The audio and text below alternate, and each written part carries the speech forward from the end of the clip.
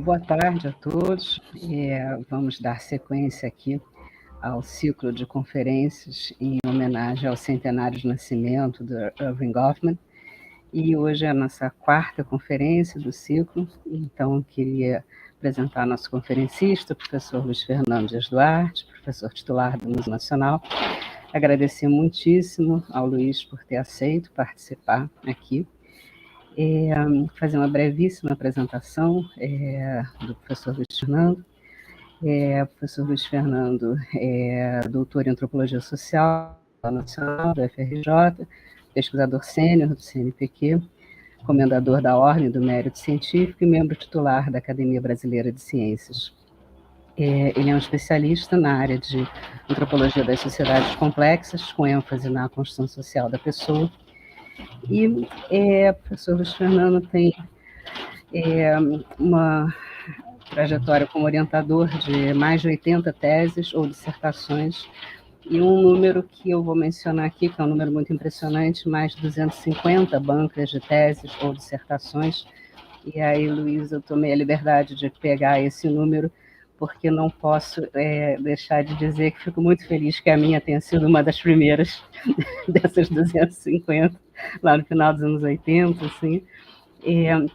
Uma produção bibliográfica invejável, são 150 capítulos ou artigos, e 15 livros publicados, dos quais eu queria mencionar um em particular, o primeiro, que se chama Da Vida Nervosa, que resulta da tese de doutorado do professor Luiz Fernando, que é uma tese defendida em 85, e aí eu queria mencionar um aspecto assim, muito breve dessa tese, porque tem uma relação com o que a gente vai escutar agora na conferência, que essa tese defendida no Museu Nacional em 85, ela foi defendida sob orientação do professor Gilberto Velho, que é uma informação que importa muito, eu acho, para tudo que a gente vai escutar aqui agora nessa conferência. Então, não falo isso por acaso, falo porque tem uma relação direta ao que a gente vai escutar. Tá? Então, Luiz, muitíssimo obrigada e a palavra é sua.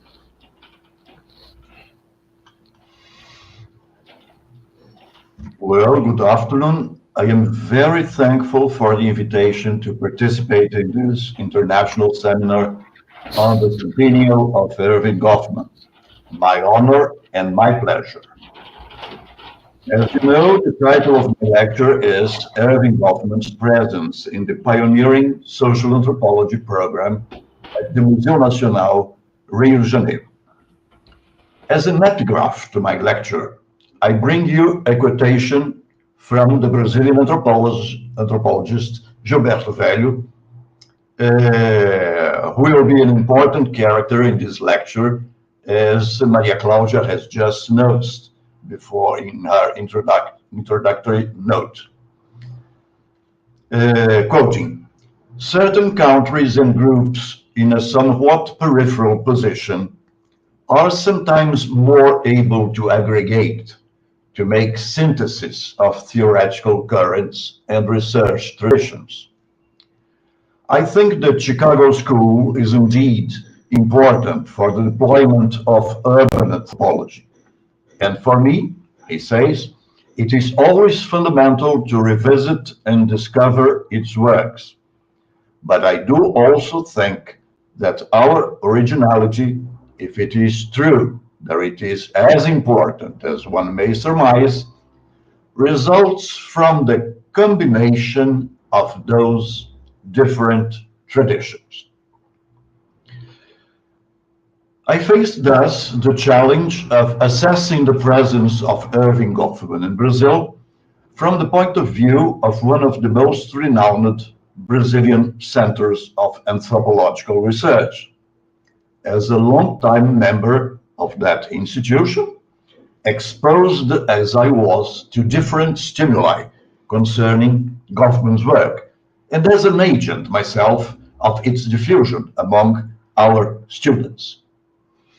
As you will realize, however, this is not an analytical contribution to the discussion of Goffman's ideas and methodological proposals, but a very descriptive assertion of an axis of the diffusion of those contributions in Brazil. Neither am I a specialist in Goffman or in his thought, but rather in his presence in the development of Brazilian urban anthropology and an anthropology of complex societies. The graduate program in social anthropology at the National Museum, which is part of the Federal University of Rio de Janeiro, was created in 1968 as the first graduate program in that area to follow the new profile of graduate studies then adopted in Brazil, more akin to Anglo-Saxon patterns than its predecessors. My personal contact with the program began in 1974 as a MA student under the initial guidance of Gilberto Velho, certainly the most important Brazilian adept of Goffman's intellectual contribution. He became later my tutor in the PhD thesis and further had a colleague at the program so that I could follow very closely the deployment of his urban anthropology, in which the heritage of the Chicago School of Sociology had an outstanding role. My main focus of conference will be thus the presence of Goffman in the intellectual career of Velho, albeit taken into consideration the broader circumstances of the intersection of both authors and the more general context of the anthropological field in Brazil. Fortunately, Velho left an abundant production and spurred a considerable amount of academic revisions and homages, whence important information can be gleaned. On the other hand, although it would have been stimulating to add to Velho's references more material information on the institutional presence of Goffman, this was not possible, since all the archives of the program disappeared in the fire that devastated the main building of the museum in 2018.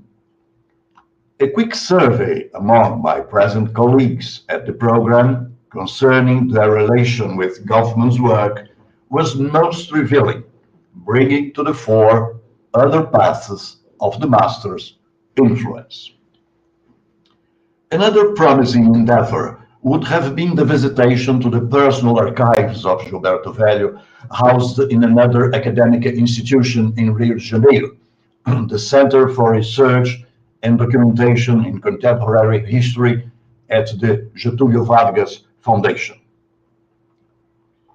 Unfortunately, the period in which that work might have been possible for me coincided with strong institutional restrictions due to the COVID-19 pandemics. A recent visit to that center allowed, nonetheless, for access to some stimulating information about Velho. In any case, the literature available will furnish the necessary information to bring forth a sound view of Goffman's presence in Brazilian anthropology from a specific institutional focus. That presence was already perceptible before the foundation of the program, and it became much more widespread than it was the case in that institution, that specific institution.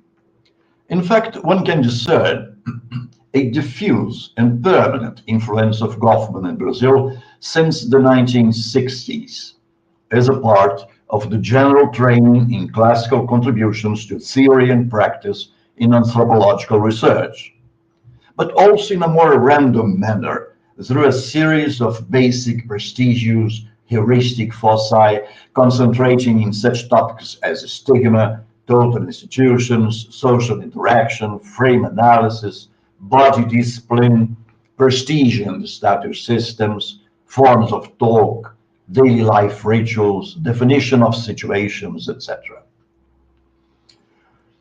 For the sake of our foreign colleagues, I deem necessary to introduce a really brief sketch of the history of social sciences in Brazil, so as to conveniently situate the main argument.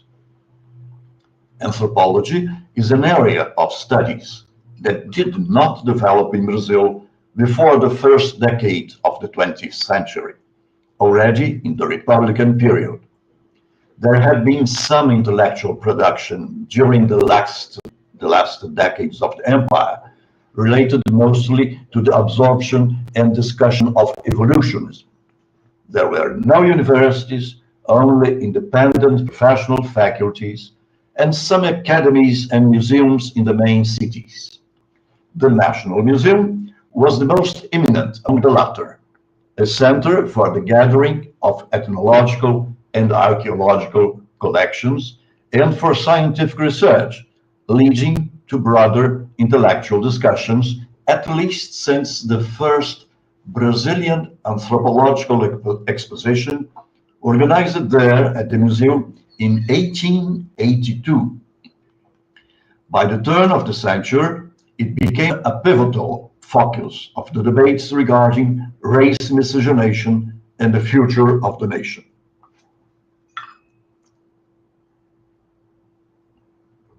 In the interwar period, the stimulus to education as an antidote against racist, pessimistic tidings and against eugenist policies became quite general, and a culturalist tendency spread among intellectuals such as Edgar Roquette Pinto, director of the Museu Nacional between 1926 and 1936. Gilberto Freire, Arthur Ramos, and Edson Carneiro, all of them working in Rio de Janeiro, who offered some of the first systematic examples of an anthropological interpretation of Brazilian sociocultural life. In São Paulo, the creation of two faculties dedicated to the humanities, a school of sociology and politics in São Paulo, 1933, and a faculty of philosophy, literature, and human sciences at the University of São Paulo in 1934.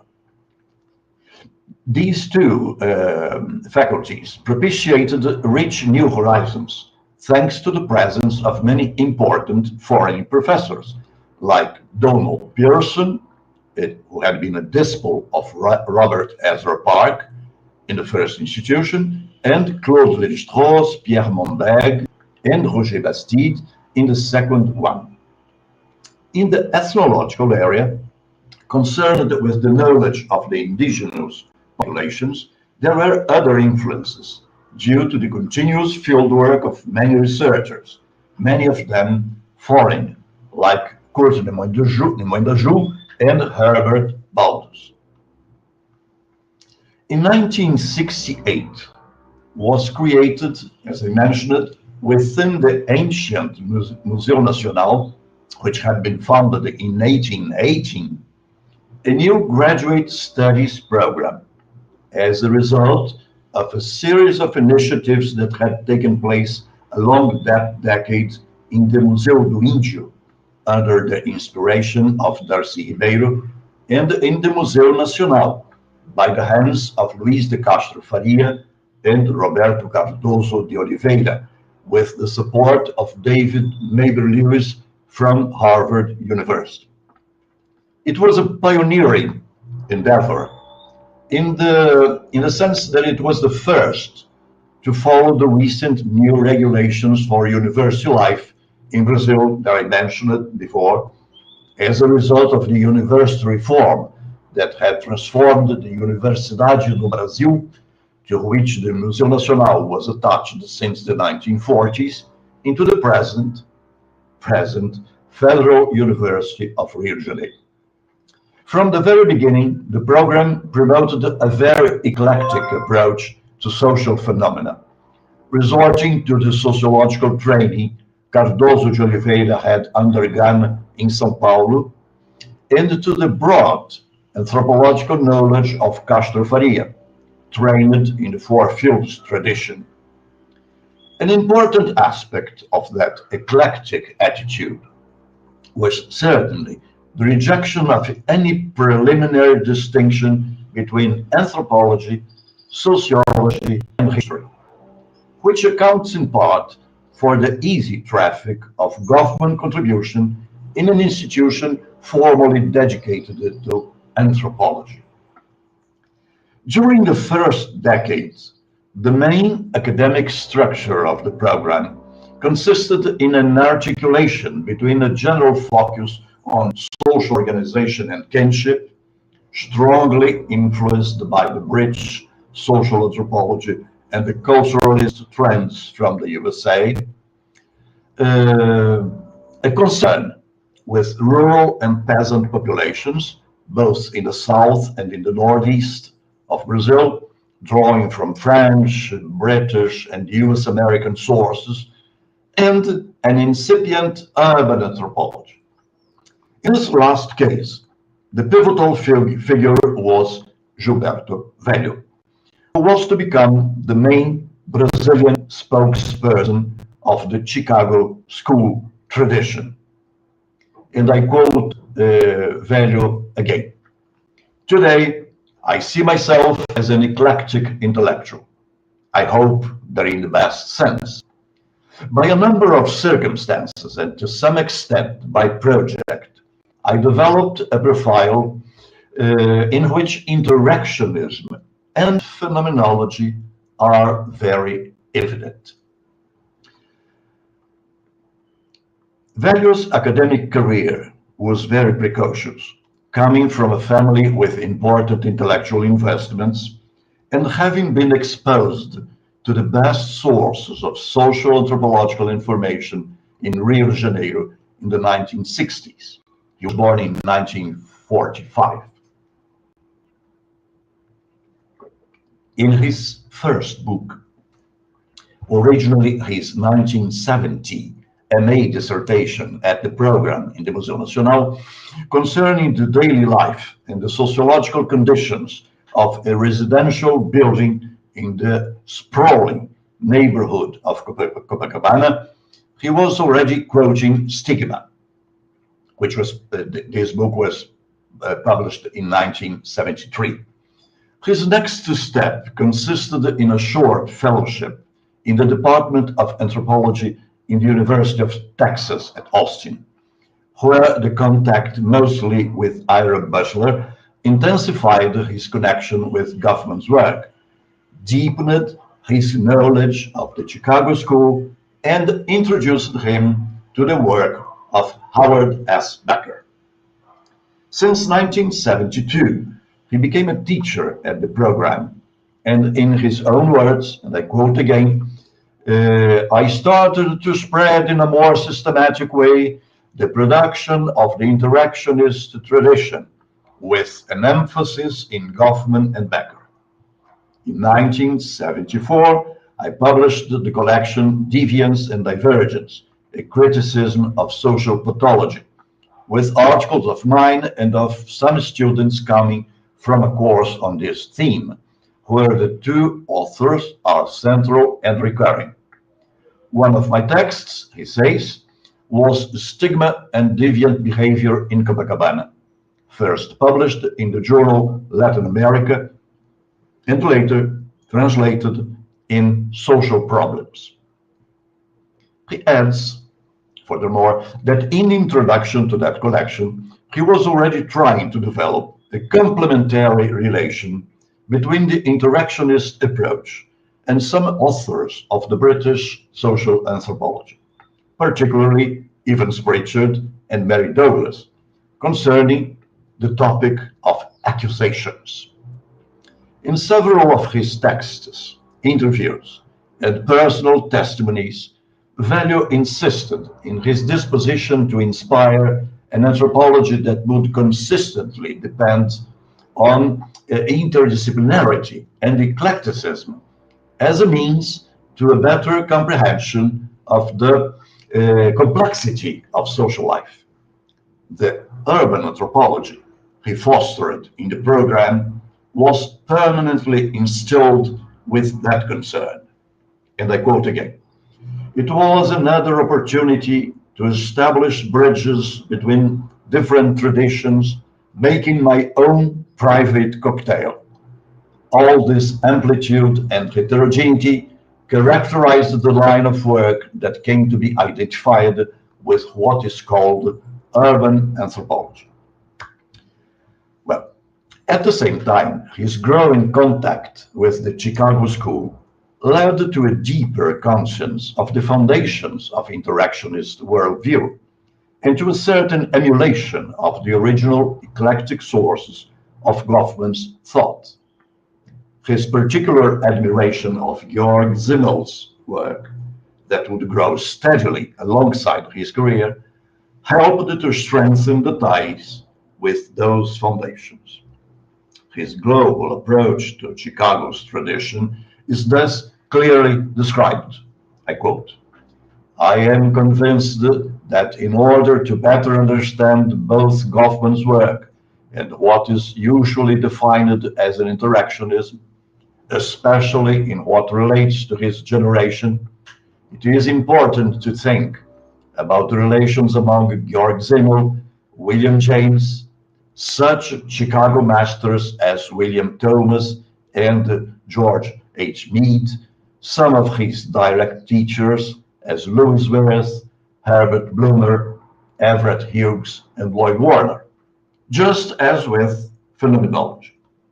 All this will bloom in different combinations, variable among the authors, of pragmatism and the Simmel-inspired interactionism."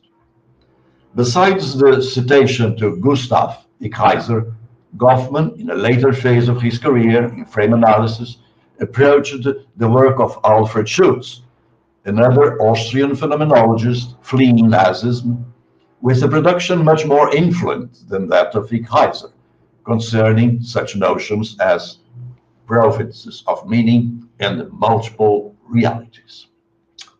I close the quotation. Many other important influences may be detected in Value's work, most of them explicitly invoked in his self-appraisals. A common concern with interactionism was shared with Frederick Barth, whose contributions to the understanding of culture were paired with those of Clifford Geertz, mostly in the interpretation of culture, an author also notoriously influenced by Alfred Schutz. Other important anthropologists like Marcel Mauss, Gregory Bateson, Louis Dumont, and Marshall Salins had a prominent place in the list of Value's intellectual preferences. Besides historians like Georges Duby, Peter Burke, Carlo Ginzburg, Jean-Pierre Vernant, and Arnaldo Momigliano, or authors from philosophy and literature like Dante, Montaigne, Jean-Paul Sartre, and Marcel Proust. All of these influences added to the unique style of urban anthropology that was cultivated at the program until the death of Value, that befell him in 2012 at the age of 67. It became growingly and always more perceptibly known as an anthropology of complex societies, to distinguish it from the other local emphasis on ethnology and rural peasant studies. Complex societies is, of course, a highly controversial category, given the modern anthropological emphasis in a universal social complexity, but its use was considered justifiable to convey the broad sense in which the idea of urban was therein actualized. Value used to remind that the first course on urban anthropology at the program was offered in the first term of 1969 by Anthony Leeds, who came from the University of Texas in Austin as a visiting professor under the auspices of Ford Foundation. Leeds was an eminent researcher about urban peripheries in Brazil, but was quite distant in his theoretical foundations from the heritage of the Chicago School. Value, on his side, taught his first discipline at the program in 1972, and it was precisely about urban anthropology. In the previous year, he had published his first article about stigma and deviant behavior in Copacabana. The second course tackled the theme of individual and society, most adequate for the discussion of the self, stigma, and deviant behavior. Goffman was one of the axes of values production in those first steps, in tandem with Howard Becker, with whose work he had come in contact during his stay at the University of Texas. Value had many opportunities to expatiate about Goffman. In his own words, and I quote again, Goffman's texts began to be dealt with in Brazil in the middle of the 1960s. Social sciences in the country had, at that time, as their main references Marxism and structuralism in their sundry versions. Anti-imperialist nationalism and the military government itself, thanks to its radicalism, were not conducive to an appropriation of US American social thought, mostly when disconnected from broad analysis of social historical processes. This corresponded to a very specific polarized conjuncture, as there had already been a considerable influence of such authors as Donald Pearson, Emil Williams, and Charles Wegley. But in the years following the coup of 1964, and even the immediately preceding period, there came to be a strong rejection of US American production, considered as empiricist and unsophisticated. By the end of the decade, a growing interest in a political analysis of daily life resulted in a greater acceptance of such studies as those that were considered in a somewhat derisory way as micro. The work of Michel Foucault, and he quotes History of Madness, became important significantly as it brought other points of interest to the fore. It was the time of counterculture, May 1968, alternative lifestyles. It was in that frame that anthropologists and professionals in the field, psychological, psychoanalytic, psychiatric field, came to adopt Goffman. The analysis of daily life and interpersonal relationships in a social anthropological perspective spurred the development of research and production in an interdisciplinary spirit. That's it. In 1976, Value stayed for a short time as a visiting scholar in the Department of Sociology of Northwestern University in Evanston, Illinois, where Howard Becker was teaching. He describes that period, Value describes that period as the occasion for a deeper knowledge of Chicago school production, particularly the works of Everett Hughes and Herbert Bloomer, former professors both of Becker and Goffman. It was a period for a systematic contact with Georg Simmel's work, an original stimulus for that tradition, and a key to the development of symbolic interactionism, together with William Thomas, Robert Park, George H. Mead, and Louis Wirth. Howard Becker came to be a relatively frequent visitor to the program. His second visit occurred in the context of the realization of the first international symposium of psychoanalysis groups and institutions that took place in Rio de Janeiro in October 1978. Value had been instrumental for the coming of both Becker and Goffman. As he recalls, it was thanks to the intermediation of Becker that Goffman accepted to come to Rio de Janeiro, as they were friends since the time of their study in the Department of Sociology at the University of Chicago. The symposium congregated such intellectual stars as Franco Basaglia, Robert Castell, Thomas Szasz, and Schierheit. Psychoanalysis was very outstanding in the Brazilian intellectual field in that period, in a certain alliance with anti-psychiatry, and the whole initiative was considered as a great success. At that time, Goffman was at the apex of his career. At the age of 56, he would come to die 4 years later.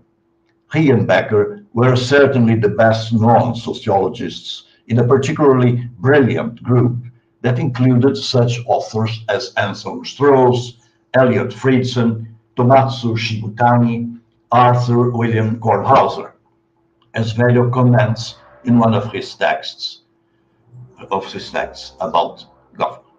He adds that Goffman behaved in a very eccentric, difficult, and unforeseeable manner, as an uncomfortable event during the symposium would confirm.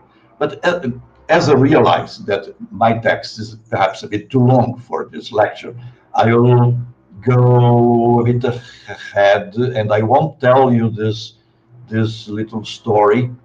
You might read it later. The influence of Goffman upon various students and disciples was indeed very intense. Since the prevalent themes of the thesis he supervised, a total amount of 100, tended to coincide with different aspects of both masters' work. If we pay attention to the most recurrent categories in values analysis, deviance, divergence, accusation, stigma, mediation, fragmentation, metamorphosis, memory, subjectivity, personal project, field of possibilities, provinces of meaning, contemporary modern societies, middle strata, individualisms in the plural, as you like it, history and interdisciplinarity, it is easy to recognize how thoroughly the main trends of Chicago School pervaded his production. A recent analysis is still unpublished in this moment by Castro, Monera, and Iguchi, used to computerize the techniques to analyze the whole corpus of various works and search for recurrent traits and configurations. It confirms the early presence of Goffman there, since his first article, already mentioned before, in which stigma is at stake. From the 1980s onwards, the presentation of self, interaction ritual, behavior in public places, and frame analysis became successively more important. Regarding Goffman's presence, the analysis proceeds ahead, and I quote this work. In the first half of Velho's career, the influence of the works of Becker and Goffman prevails, with discussions about social deviance, mainly connected with drug use, and the dialogue with the psi world.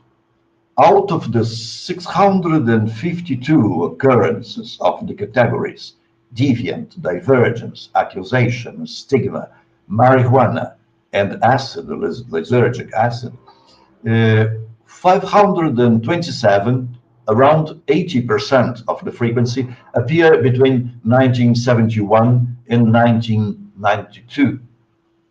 In the second part of Velho's work, another set of terms prevails. Almost all the occurrences of mediation, fragmentation, memory, metamorphosis, contemporary modern society, subjectivity, subjective, objective culture, field of possibilities, and traffic among different social worlds appear only after 1981. This second part may be considered as a result of the influence of Zimmel and Schutz. The book entitled Project and Metamorphosis, an Anthropology of Complex Societies, published in 1984, having represented a theoretical turning point in the work by Velho, and I close the quotation. Although Goffman's influence may have been partially clouded by neo-perspectives, in fact not very distant of the pristine ones, it remained sufficiently strong to inspire Velho for recurrent reminiscences of his original impact. In a long interview, he evokes how Goffman contributed to the study of sociability in a micro-sociological dimension, reinforcing the tradition of the Chicago School together with George Herbert Mead and phenomenologists like Alfred Schutz and Gustav Ichheiser.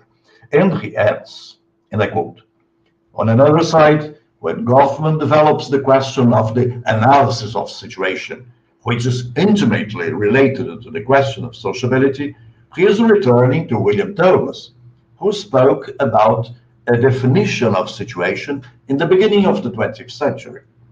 Goffman resorts to the phenomenologists and begins to speak of a situational analysis, which is exactly what he does in the search for a theory about how relationships obtain among people in specific situations, about how individuals engender a situation through interaction, and about how the situation affects them and triggers individual performances." That is what Goffman does in Presentation of Self.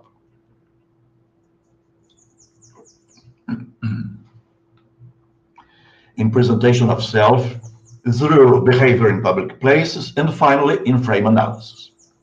He will be debating with Schutz, the great phenomenologist who became more famous than Ichheiser, but with whom he keeps in good contact. They close. In another text, Velho insists in the importance of Goffman as the proponent of the conception that the organization of experience emerges through processes of interaction that depend on frames and affective cognitive basis. This is a model of behavior he considers akin to Geertz's notion of web of meanings, influenced as the latter also was on his turn by Alfred Schutz. The quick survey among my present colleagues at the program was answered by a good number of them, all former students, who have become later professors at the institution. An interesting aspect of the information received is that none of them, with two exceptions, Eduardo Viveiros de Castros and mine own, was introduced to Goffman by a direct influence of Velho. Out of the 12 answers I received, besides mine own, only one was completely negative, coming from a specialist in the cosmology of indigenous societies. All the others were quite enthusiastic in their considerations about the role of Goffman's thought in their intellectual careers and about the importance of his books in their teaching at the program. Well, from now on, I would, in my text, I would list how Goffman was introduced in the career of most of these colleagues and what they think about them. But I will make a very brief summary. I hope our dear translator, Ramiro, may follow me. I will skip Antônio Carlos de Souza Lima, José Sérgio Leite Lopes, it's a pity because it's very important, Renata Menezes, and Adriana Viana. All of them had many important things to say about their relationship with Goffman's thought. Federico Neyburg. But I will stop here and quote two of them. Two of these colleagues. A very enthusiastic reaction came from Edmundo Pereira, who deals with ethnology, ethnomusicology, and cultural heritage. And he says, Goffman is an author I would take to a desert island in a small bag of books. It was through Frederick Barth's interactionism and the connections with social linguistics and ethnography of speaking that he approached the new Goffman's work, as he had already had a previous contact with the presentation of self. In his quest for an anthropology of knowledge, he recalls the importance of Goffman's emphasis on the difference between what is said and what the body says. The attention to complex conditions of communication acts, transmission of knowledge, the noise in communication, all involved in the frames of experience, were dimensions of Goffman's thought he deems to have enriched his own research processes. Even more enthusiastic than the reaction of Pereira to my survey concerning the relation with Goffman was John Comerford's, who is specialized in rural and peasant studies. He asserts that he began to read Goffman in some moment of his MA studies at the program, probably thanks to suggestions by Moacir Palmeira or José Sérgio Leite Lopes. The presentation of self and asylums were the first contacts, followed sometime later by frame analysis and forms of talk. And I quote him, "The fact is that reading Goffman was quite central in my dissertation, in order to think about the interaction patterns of peasant meetings in associations and syndicates," he adds. A systematic interest in the ritualized forms of action and verbal interaction, spurred by influences from Marisa Peirano, from the University of Brasilia, from Moacir Palmeira, and from a course on sociolinguistics at the program by Bruno Franchetto, he came to associate, Comerford came to associate the contribution of Goffman's last works with the Gregory Bateson of A Theory of Play and Fantasy, the contributions in language philosophy by John Austin, or those of Michael Silverstein in meta-pragmatics. Comerford considers that the influence of Goffman remained essential for his PhD work, mostly concerning the, I quote, "the interactions that structure the daily dynamics of what he calls, an agonistic sociability, and the daily life of union services in the small counties in the Zona da Mata, state of Minas Gerais, Brazil." And he closes his information to me with this following sentence: "I wish the lecture," one of the chapters of Forms of Talk, as you know, "were considered as a required reading, as an exercise in subtlety, irony, and self-reflexivity." Eduardo Viveiros de Castro, the acclaimed ethnologist, is especially fond of frame analysis, which he deems to be his greatest book, Goffman's greatest book, where he detects an analytic connection with Gregory Bateson, too. A similar impression for him connects asylums to the work of Foucault, of course. No? His initial contact with Goffman had derived from a suggestion to read the presentation of self made by Velho when he, Viveiros de Castro, first approached the program for his MA.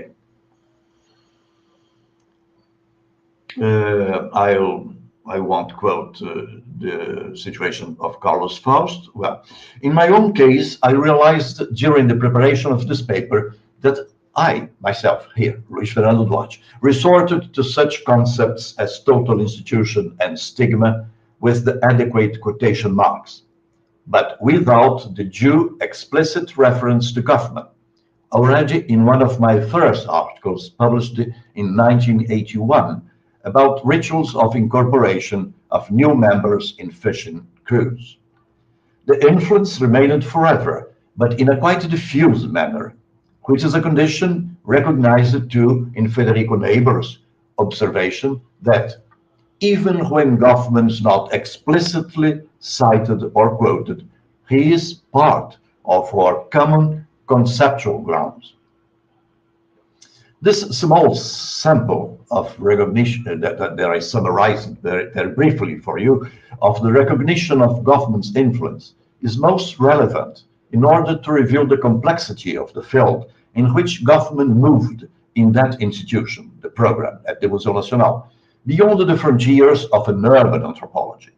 It does also gain a particular weight in the face of the broad outreach of the program in Brazilian anthropology, with former students present in most centers of research and new students flowing yearly from all over the country, as well as from abroad.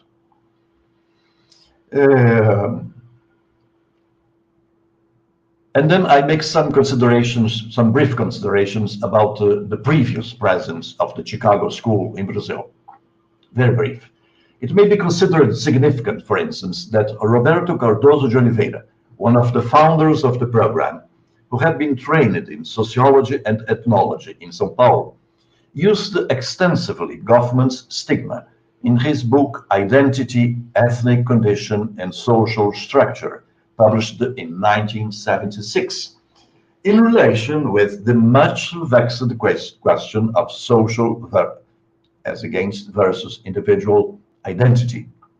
It was a token of the micro-sociological solutions, interactionism, and the tradition of the Chicago School offered to subsidize investments in sociological grand analysis. Licia Valadares, on another hand, disclosed in an article published in 2010 important information concerning a little-known event, the visits of Robert Ezra Park to Brazil. Robert Ezra Park visited Brazil for a month and a half in 1937. He came to supervise the field work of Donald Pearson, his PhD student in the University of Chicago, who was living in Salvador with his American wife since 1935, studying the relations between whites and Negroes in Bahia. But then I would quote further ahead the important information that Valadares gives us about the presence and the interlocution of Park with Brazilian intellectuals. But the most important point here is the fact that Pearson, who was a student of Robert Park and stayed in São Paulo at the School of Sociology and Politics, and became another focus of the diffusion of the Chicago School tradition. That's it. The most effective result of these rarefied events, these visits by Park, etc., was the installation of Pearson in São Paulo in the academic direction of the mentioned School of Sociology and Politics, where he stayed for a long period from 1939 till 1952. In any case, his influence in the appropriation of that tradition and of symbolic interactionism by local intellectuals was noteworthy, and can be a distant origin of the early presence of Goffman in Cardoso de Oliveira's book on ethnic identity. I won't speak about the chronology of the translations of Goffman's work in Brazil, which was a bit late in all the cases. And then I proceed to another paragraph concerning the recognition of Goffman's strategic contribution to social anthropological research that is quite widespread in Brazil, and a handful of his concepts and heuristic instruments are pervasive in the humanities. The program at the Museu Nacional played an important role in that diffusion, following several lines of influence, the towering production of Gilberto Velho being only the most systematic and conspicuous one.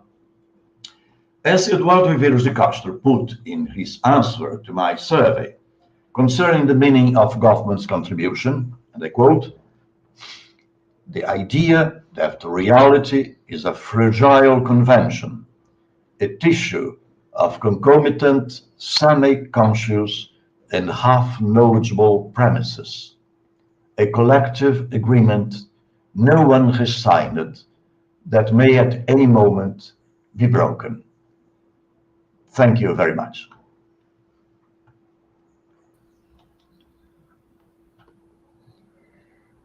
Muitíssimo obrigada, Luiz, pela conferência, sim. Maravilhoso, como sempre. Eu queria fazer um comentário e uma pergunta. Tá? A pergunta eu vou fazer primeiro, porque ela é muito simples, quase jocosa. Queria te perguntar se você não quer se compadecer da curiosidade do público e, na sua resposta, contar a história do Goffman, que você suprimiu, mas que eu tive o prazer de ler na conferência. Então, essa fica para depois, se quiser contar. Okay. O comentário vai ser assim, pensando alto, então eu peço desculpas porque não vai ser assim muito sistematizado, né? Foi uma junção de coisas que foram me ocorrendo aqui. E assim, livremente inspirado, né? Vou tentar me calçar um pouquinho, numa passagem da conferência do professor Luiz Fernando, em que ele fala que se deu conta no processo de escrita desse texto dessa influência um tanto difusa do Goffman, dessa forma um pouco mais assim, de citar, mas sem dar o crédito específico da referência bibliográfica, né? Então reconhecendo a autoria pelo uso das aspas, mas sem dar esse crédito bibliográfico, né? E aí fiquei pensando assim, né, o quanto a gente se dá conta, às vezes, de algumas conexões no processo da escrita, no processo da fala, no processo de um evento mesmo, né? E aí queria compartilhar uma reflexão bastante assim bruta, no sentido de não lapidada. Assim, duas coisas me ficaram na cabeça assim, o tempo inteiro. Uma que aí eu queria apresentar isso para o público, e aí, se o professor Fernando quiser comentar, desenvolver um pouquinho isso. Eu acho que o que a gente assistiu aqui foi a partir do caso do lugar do Goffman na trajetória institucional e intelectual do Museu Nacional, uma aula sobre o entrelaçamento entre trajetórias individuais, trajetórias institucionais e trânsito de ideias. Né? Essas coisas, às vezes a gente acha que as referências bibliográficas passeiam como referências bibliográficas. Não exatamente. As pessoas passeiam, andam em instituições, são professores visitantes, escrevem juntas, organizam juntas, fazem eventos juntos, e isso fomenta o próprio trânsito das ideias. Né? Então, como uma questão de fundo, né, queria propor ao público que escutasse a fala do professor Luiz Fernando, pensando nesse problema mais geral, maior, né, do qual a gente viu aqui um caso que é interessantíssimo. Agora, por que esse caso é interessantíssimo para a gente que está aqui? E aí, por que eu mencionei isso? Que a gente se dá conta de algumas coisas, às vezes, em processo, né? E por isso esse meu comentário é um tanto bruto, assim. Porque a outra ideia que me veio o tempo inteiro, escutando o professor Fernando falando, foi a ideia da relação de orientação como formação de linhagem da Marisa Peirano. Né? E por que essa ideia me veio tão forte assim, né? Por uma junção entre esse meu rápido passeio pelo currículo Lattes do professor Luiz Fernando para preparar a apresentação e a leitura dos boa tardes aqui do chat. Tá? Porque quando eu li, fui lá procurar esses dados para preparar a apresentação, eu fiquei absolutamente perplexa com a quantidade de referências implícitas, né, ao grupo de antropólogos da UERJ. Todos, em algum momento, tivemos o professor Luiz Fernando na nossa trajetória. Né? O IMS, então, professora Jane Russo, professor Sérgio Carrara, professora Horácio Silveira, professora Maria Luísa Halborn, professora Laura Lovenkron, professor Rogério Azizi, nós na antropologia, professora Cláudia Rezende, professor Walter Singer, eu, e algumas pessoas aqui presentes no chat, e foi aí que as coisas começaram a se combinar, né? E aí fiquei pensando assim, né? Formação de campo, né? O que a CAPES chama de nucleação, né? Está aqui nesse chat, né? Que uma das coisas que essa linha da antropologia humana do Museu Nacional nucleou foi a nossa antropologia da UERJ em dois institutos, na medicina social e na antropologia do Instituto de Ciências Sociais. Né?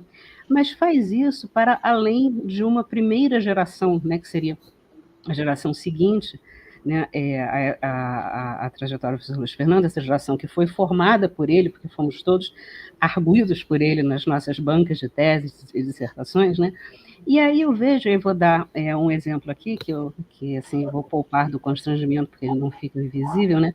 Vou usar como exemplo uma das pessoas que está assistindo aqui a nossa a conferência do professor Luiz, que é o Rafael Bispo, que está assistindo aqui, né, e diz assim: muito feliz em ver Luiz e Maria Cláudia nesse evento, ele escreveu isso aqui no chat, né, e assim, é um processo muito interessante, porque essa nucleação, né, o Rafael fez a graduação dele com a gente na UERJ, né, depois foi para o museu, fez mestrado e doutorado com o professor Luiz Fernando, né, depois eu fui banca do Rafael, né, lá, então é um trânsito, né, que se o Luiz Fernando aceitasse o convite para escrever a parte 2 desse texto, seria pegar esse chat, quem é que está assistindo, quem é que está nos dando boa tarde, e discutir esse processo de nucleação que continua essa história. Ele dá sequência a isso porque ele são 250 bancas, são 80 orientações. Essas pessoas estão aí trabalhando e nucleando seus programas, formando seus alunos, e, em muitos casos, mandando seus alunos de volta para o Museu Nacional,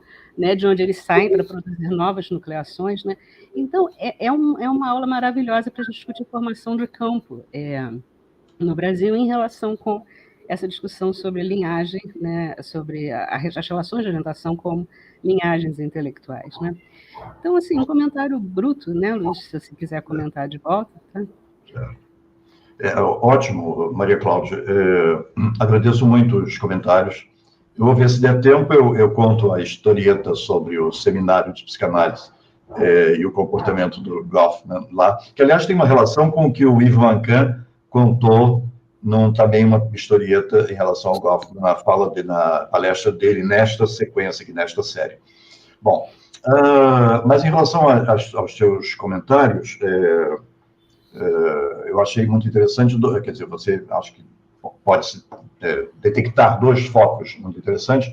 Um deles, quer dizer, o mais genérico, possivelmente, o mais geral, é esse de uma percepção situada, né?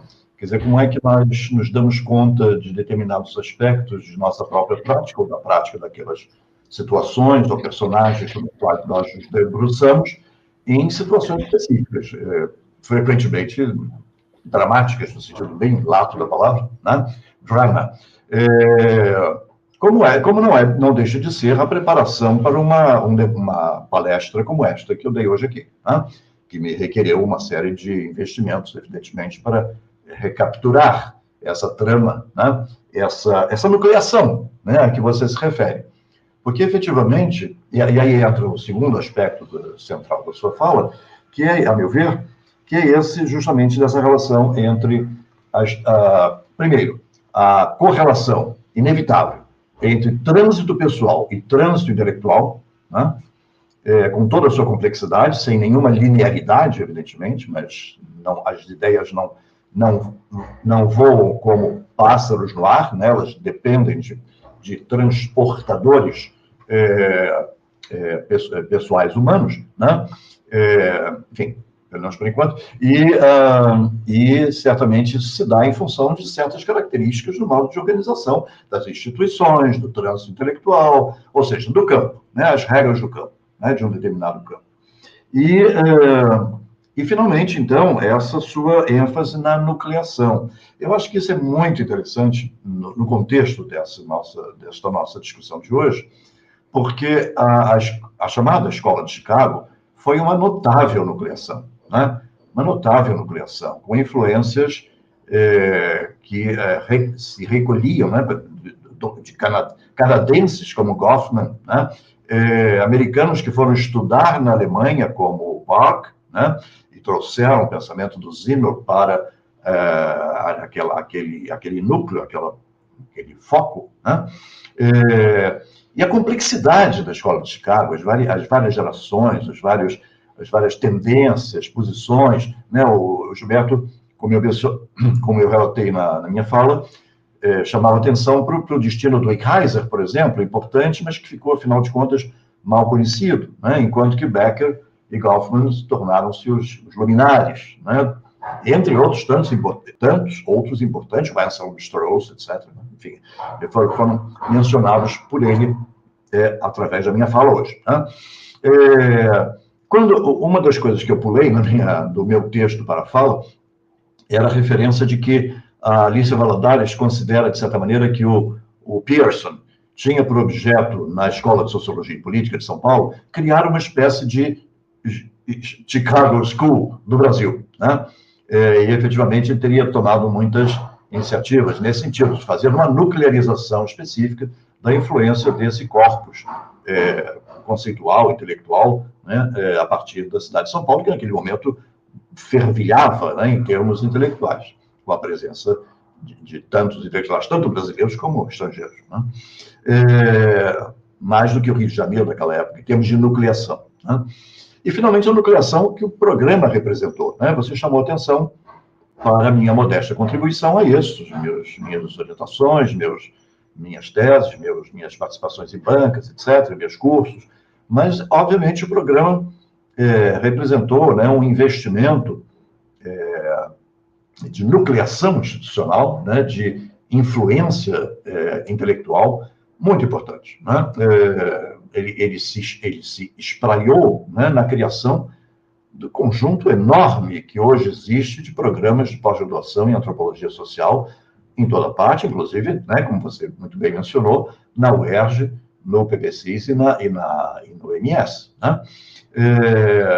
Ainda é PPCIS, a sigla aí né? PPCIS e às vezes as coisas mudam, o PPCIS e o IMS, né? Importantíssimos núcleos de produção de reflexão sociológica e antropológica, né?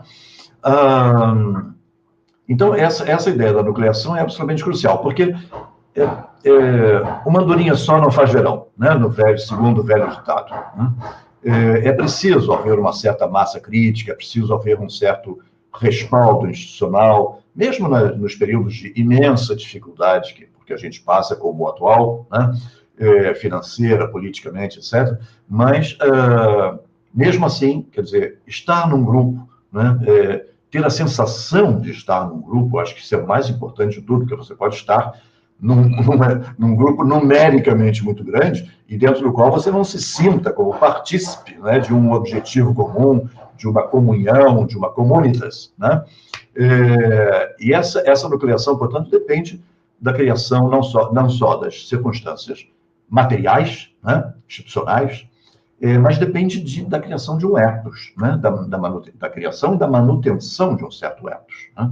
Então, acho que isso é extremamente importante, é um aspecto que eu gostaria de sublinhar a partir da sua intervenção, né?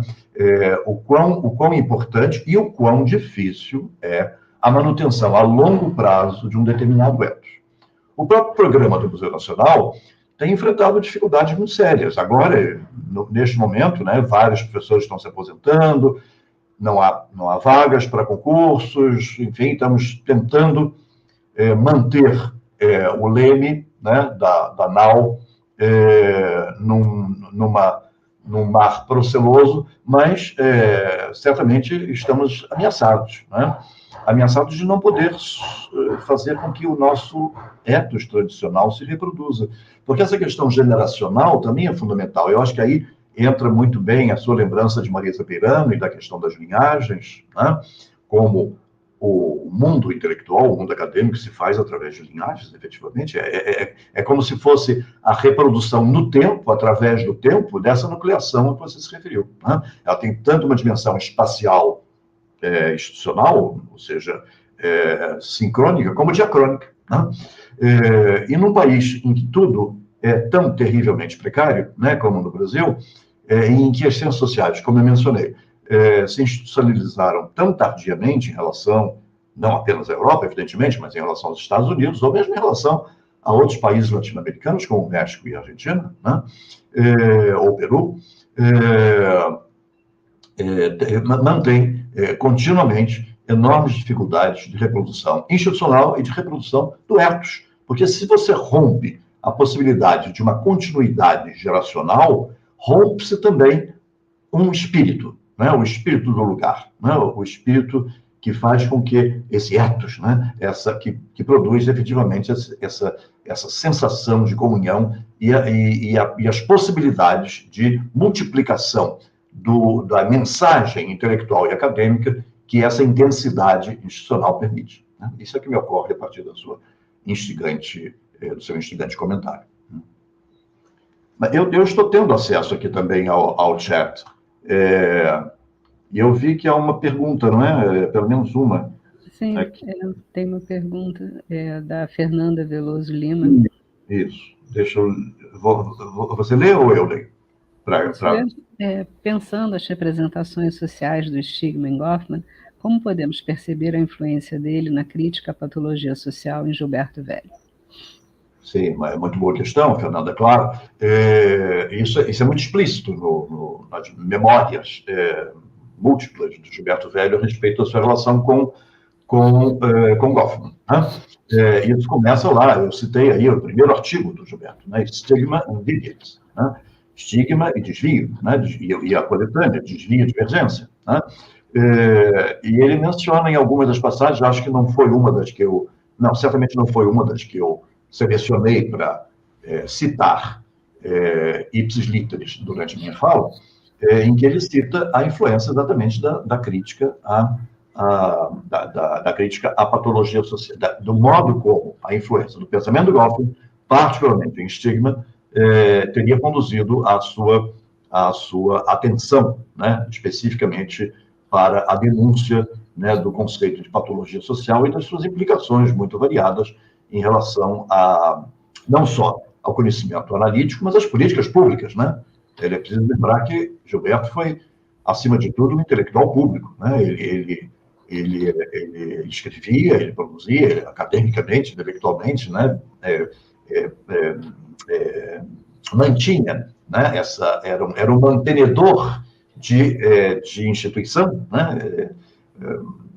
Poucos de nós contribuímos tanto para essa nucleação do programa e outras nucleações, que a influência dele foi pervasiva, né? Esteve presente na Academia Brasileira de Ciências, na SBPC, etc., etc. Mas, sobretudo, porque em todos os momentos esse trabalho intelectual e acadêmico tinha reverberações públicas, né? Através de seus artigos na imprensa, de seus abaixo-assinados, de sua influência em órgãos como a Academia, a SBPC, né, o Conselho Federal de Cultura, o IFAM, né, o Conselho Consultivo do IFAM, todos esses níveis da vida pública em que ele participou de maneira intensa. Então, a questão da patologia social é central, né? Desvio e divergência, exatamente, né? Deslocar da questão da categoria patologia, né, com todas as suas implicações biomédicas, né, toda a tradição pesada, né, particularmente no Brasil, né, da eugenia, do degeneracionismo, do racismo, etc., né, para uma perspectiva interacionista, para uma perspectiva simbólica e interacionista. Né? Goffman com Gertz e Simmel. Né? É isso. Acho que era a única pergunta, né, me parece. Os comentários muito simpáticos. Não localizei mais nenhuma pergunta mesmo, não. Os elogios eventuais, os boa tarde, então, rapidamente, não sei se ainda há tempo, Maria Cláudia. Claro, eu vou contar, deixa eu abrir aqui para não vou contar em inglês, certo? Aliás, é preciso uma nota a respeito de por que eu falei em inglês. É uma história bastante complicada, não vou relatá-la toda aqui, mas eu achei que num seminário em que os participantes não brasileiros falavam inglês, seria estranho, seria um pouco, não sei, colonial, quer dizer, que um participante brasileiro falasse apenas em português, como se ele não conseguisse falar em inglês, ou como se ele não tivesse interesse em ser ouvido hoje, ou futuramente, né, porque já que essa palestra foi gravada, pelos seus colegas no exterior. Então, não foi por pedantismo, eu espero que vocês compreendam, mas foi mais por essa expectativa de que a informação possa circular de um modo mais digamos, equilibrado, né, entre o nosso mundo interno, a nossa antropologia interna, tão forte, brasileira, né, e a antropologia internacional. Eu acho, aliás, se me permitem o parênteses, que um dos problemas da nossa inserção internacional é o fato de nós termos uma antropologia muito forte. E nós, frequentemente, consideramos que estamos suficientemente bem entre nós, né? Temos suficientes editoras, temos suficientes instituições, temos suficientes alunos, leitores, etc. Então, não precisamos estar o tempo todo publicando em inglês, etc. Eu acho isso um erro. Eu acho que eu mesmo gerenciei mal a minha carreira ao prestar pouca atenção à circulação internacional das poucas ideias que pudessem ter sido interessantes na minha carreira. Tá? Então, esse é um lembrete, tá? Para todos vocês que ainda estão me escutando aqui. E não acho que seja uma atitude colonial, acho que, pelo contrário, é uma atitude decolonial, é uma atitude de assumir os instrumentos da colonialidade para enfrentá-la, né? Para enfrentá-la por dentro. Bem, mas, enfim, voltando, então, a esse episódio, que é ilustrativo, de uma certa maneira, né, do clima que cercou a presença. Não vou achar aqui a passagem, vou transcrever livremente, assim, em português. Como eu mencionava, o Goffman tinha sido convidado para esse importante encontro internacional, tinha aceito, segundo Gilberto Velho, quase exclusivamente em função da mediação do Becker, né, do Howie, né, como nós chamávamos no museu,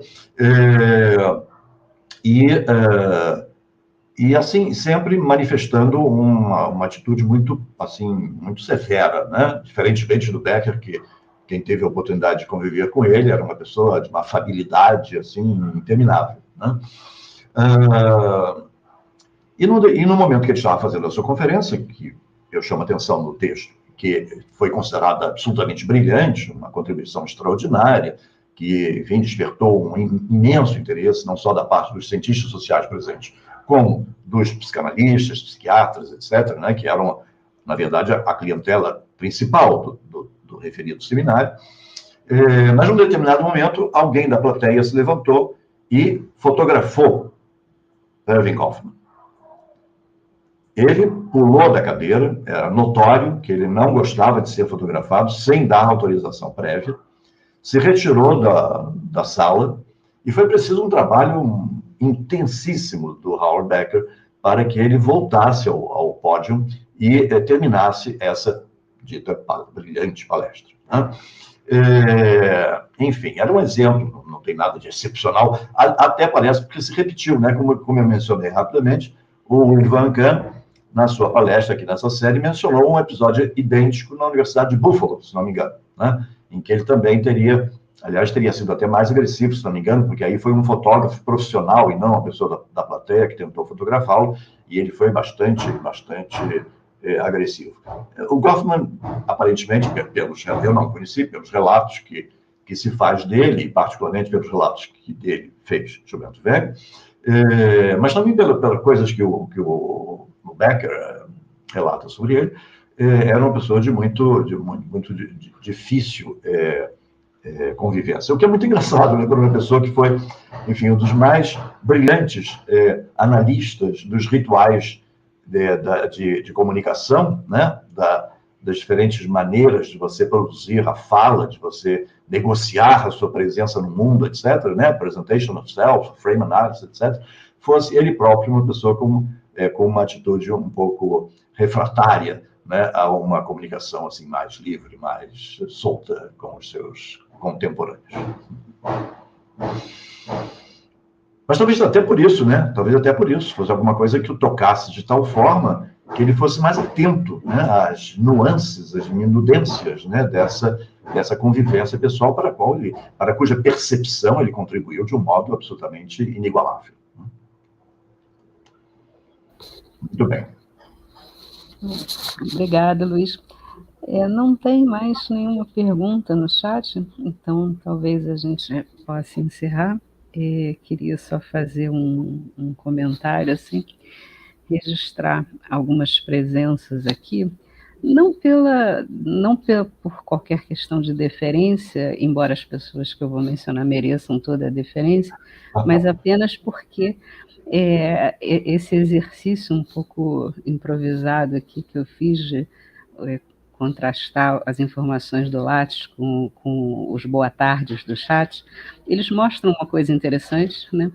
Então, assim, a Cláudia Rezende, minha colega da UERJ, está aqui assistindo, Maria Elvira Dias, está aqui assistindo também, o Carlos Guilherme, da Federal do Rio Grande do Norte, que também teve o Luiz Fernando em sua banca, está assistindo também, Rafael, que eu já mencionei. Algumas pessoas se apresentaram aqui a partir do comentário sobre linhagens, falaram que foram suas alunas e das instituições em que estão.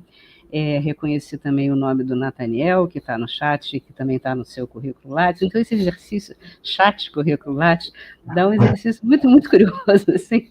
E aí, queria, assim, então, terminar convidando todo mundo que assistiu à conferência do professor Luiz Fernando a tentar se ver como parte dessa linhagem, porque é uma coisa absurdamente gratificante pensar que esse movimento inicial de nucleação ali, na origem, né, que o professor Luiz Fernando descreveu, que ele continua, ele vai se espalhando por várias gerações e que acho que todos nós que estamos aqui, de alguma maneira, fazemos parte desse movimento que vai se espraiando e é absurdamente gratificante a gente saber de onde vem, né?